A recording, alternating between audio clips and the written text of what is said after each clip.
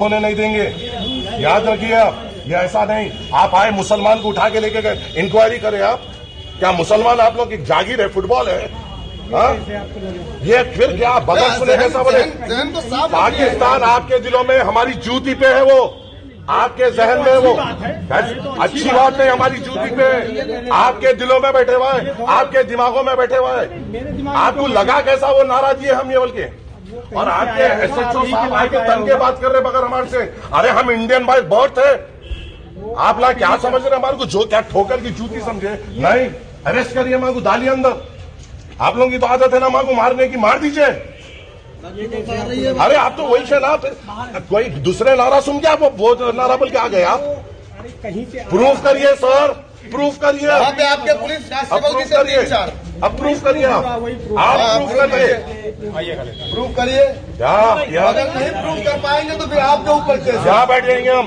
अब आप या तो हमारे बच्चे को चीज़ आपके ऊपर केस होना, आपके ऊपर केस होना।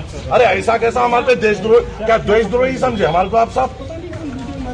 अरे अभी तो आप आंख पे आ रहे थे, पता नहीं कोई वीडियो कर रहे थे। अरे घर में तो बाबू तुम कौन है? ये कौन है? इन्हों ठहरे हुए ना, तो बच्चों ठहरना। आप लोग चर्चा मत करिए। ये कौन है? ये कौन है?